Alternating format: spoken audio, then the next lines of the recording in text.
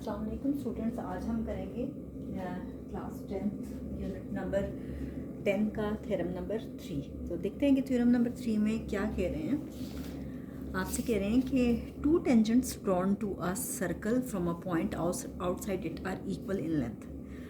जब दो टेंजेंट्स जो हैं वो ड्रॉ किए जाते हैं किसी भी सर्कल पे, तो जाहिर बात है कि वो पॉइंट जो है वो सर्कल के बाहर ही एक जगह पे वो लाई कर रहा होता है। तो कहते हैं कि वो दोनों टेंजेंट्स जो हैं वो लेंथ में इक्वल हैं, आपने ये प्रूफ करना है। तो अब ये देखें कि सबसे पहले तो आप एक सर्कल ड्रॉ करोगे,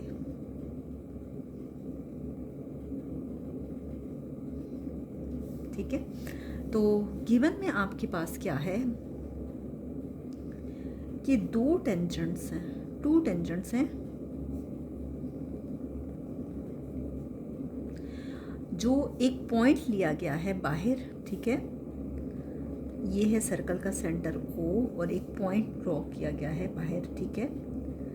उस पॉइंट से वो टेंजेंट ड्रॉ कर रहे हैं और वो टेंजेंट जाहिर बात है किसी एक पॉइंट पे जाके मिलेगा, तो हम इस पॉइंट को नाम दे देते हैं A का। और इसी तरह से एक और टेंजेंट ड्रॉ किया है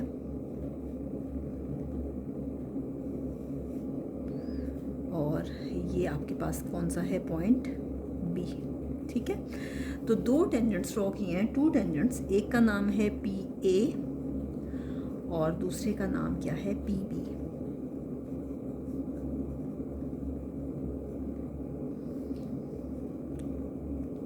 कैसे ड्रॉ किए गए हैं, एक एक्सटर्नल पॉइंट से, फ्रॉम एन एक्सटर्नल पॉइंट, एक एक्सटर्नल पॉइंट, एक बाहर एक पॉइंट ड्रॉ किया गया है और उस पॉइंट का नाम क्या है, P। एक्सटर्नल पॉइंट से वो सर्कल की तरफ ड्रॉ किए गए हैं दो टेंजेंट्स PA एंड PB और उनका सेंटर क्या है आपके पास, विद सेंटर O, ठीक है।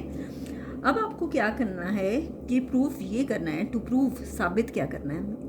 स्टेटमेंट में ही कह रहे हैं कि वो दोनों टेंजेंट्स जो हैं वो लेंथ में इक्वल हैं, यानी जितनी लेंथ PA की हो उतनी ही लेंथ PB की होनी चाहिए, जितनी लेंथ PA की हो उतनी ही लेंथ PB की होनी चाहिए, ठीक है। ये आपको प्रूफ करना है। कंस्ट्रक्शन क्या है,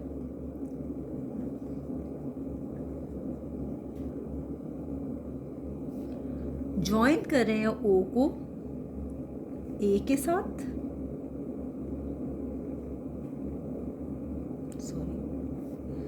O को B के साथ और इसी तरह से O को P के साथ। जो आपके पास सेंटर पॉइंट है ना O, उससे ज्वाइन किया। यहाँ पे थोड़ा सा गलत हो गया, ये आप देख लीजिएगा। ज्वाइन किया O को A से, O को B से और O को P से, ठीक है। तो जब वो ज्वाइन कर रहे हैं तो वो हमारे पास जो एंगल बना रहा है वो कितना बना रहा है, 90 डिग्री, ठीक है। दोनों तरफ जब आप एक आपके पास जब इस तरह से एक एंगल जो है वो स्ट्रेट आ रहा होता है तो वो आपके पास कितना बनता है, 90 डिग्री, ठीक है। तो ये देखें 90 डिग्री यहाँ पे भी है, यहाँ पे भी 90 डिग्री है। तो कंस्ट्रक्शन में क्या कह रहे हैं, मैंने आपको पहले भी बताया था कि फिगर में जब कुछ एडिशन करते हैं तो वो कहलाती है कंस्ट्रक्शन। तो क्या कर रहे हैं कंस्ट्रक्शन में, ज्वाइन कर रहे हैं O को A के साथ, O को B के साथ और O को P के साथ। इस तरह से ज्वाइन कर रहे हैं so that we can form दो आपके पास राइट एंगल ट्राइंगल्स बन गई हैं। कौन कौन सी, एक राइट एंगल ट्राइंगल बनी है OAP और दूसरी राइट एंगल ट्राइंगल बनी है OBP। दो राइट एंगल ट्राइंगल्स बनी है, एक OAP जिस पे 90 डिग्री ड्रॉ हो रहा है और एक OBP। नेक्स्ट हम करेंगे प्रूफ, और प्रूफ में है आपके पास स्टेटमेंट्स एंड रीजंस।